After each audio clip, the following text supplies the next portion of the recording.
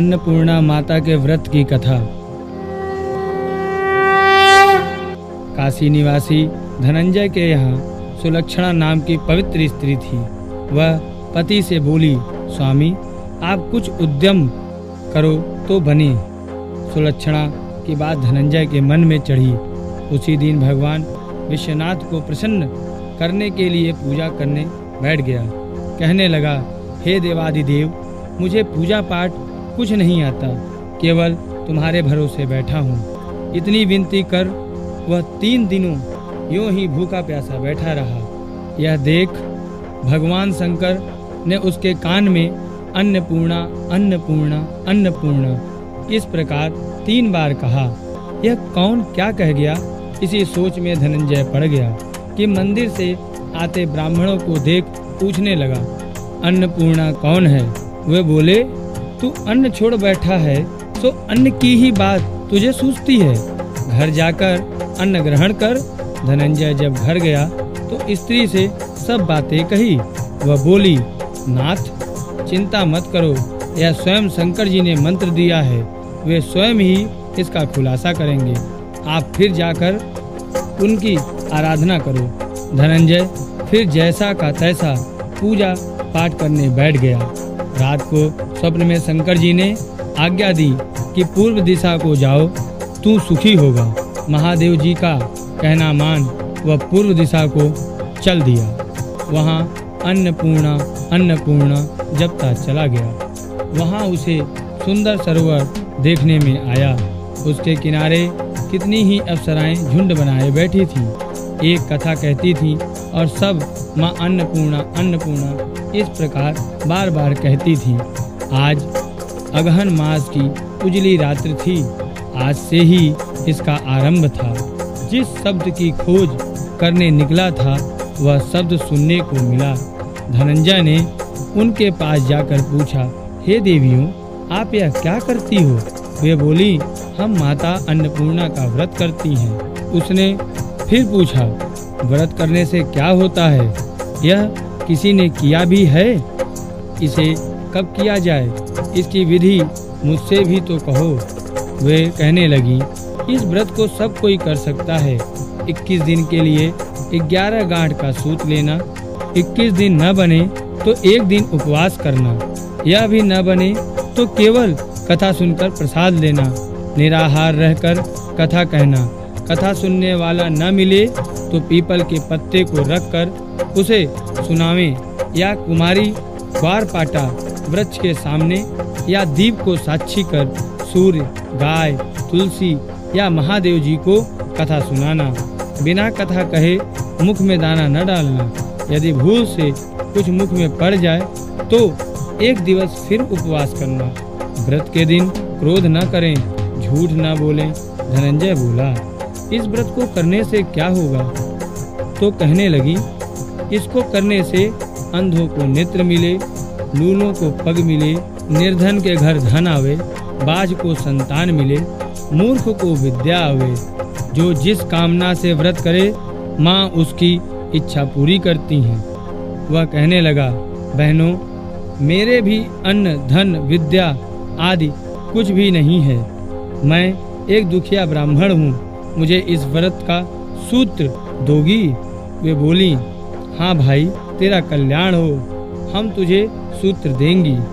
ले यह व्रत का मंगल सूत्र ले। धनंजय अन्नपूर्णा अन्नपूर्णा कहता उन सीढ़ियों पर नीचे उतर गया तो क्या दिखता है कि करोड़ों सूर्य के समान प्रकाशमान माता अन्नपूर्णा का मंदिर उसके सामने है।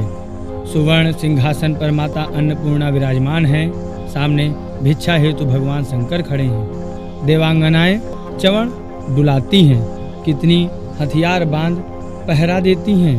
धनंजय दौड़कर जगदम्बा के चरणों में पड़ गया। देवी उसके मन का क्लेश जान गईं। धनंजय कहने लगा, माता, आप तो अंतर्यामी हो, आपको अपनी दशा क्या बताऊं? माता बोली, तूने मेरा व्रत किया है, जा, तेरा संसार सत्कार करेगा। माता ने धनंजय को जीभ पर मंत्र लिख दिया। अब तो उसके रोम रोम में विद्या प्रकट हो गई। इतने में आंख खुली तो देखा कि काशी विश्वनाथ के मंदिर में खड़ा है। माँ का वरदान ले धनंजय घर आया। सुलक्षणा से सब बात कही। माता की कृपा से उसके घर में अटूट संपत्ति उमड़ने लगी। सगे संबंधी कहने लगे, इतना बड़ा घर है पर सुंदर संतान नहीं है, इसलिए तुम दूसरा विवाह करो। धनंजय को दूसरा विवाह करना पड़ा और सती सुलक्षणा को सौत का दुख उठाना पड़ा। इस प्रकार दिन बीतते गए। फिर अगहन मास आया। नए बंधन में बंधे पति से सुलक्षणा ने कहलाया कि व्रत के प्रभाव से हम सुखी हैं, इस कारण यह व्रत छोड़ना नहीं है। सुलक्षणा की बात सुनकर धनंजय उसके पास आया और व्रत में दोनों बैठ गए। नई बहू को इस व्रत की खबर ही नहीं थी।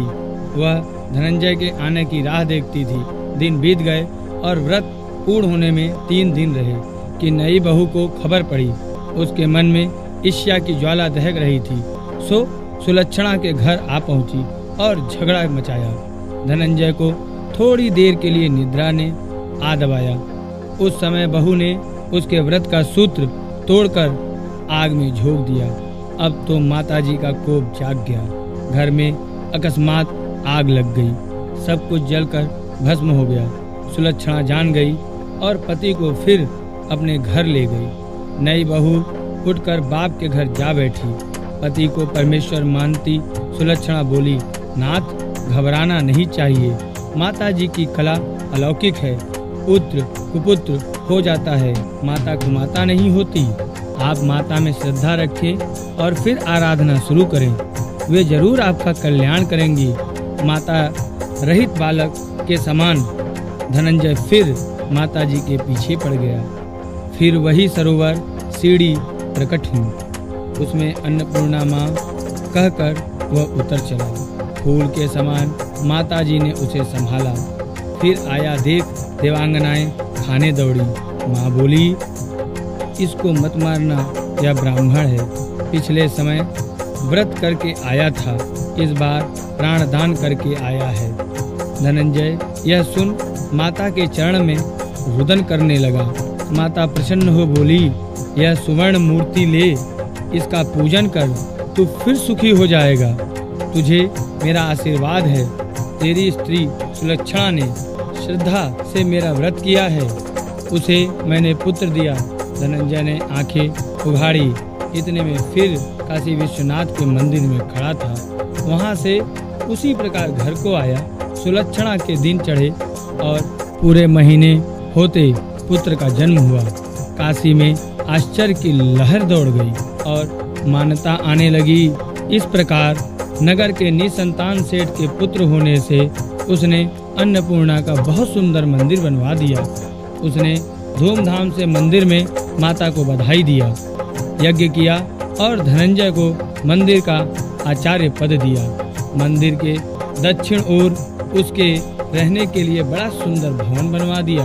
धनंजय स्त्री सहित वहां रहने लगा। माता जी की चढ़ौती से भरपूर आमदनी होने लगी। उधर नई बहू के पिता के घर डाका पड़ा, सब लूट गया।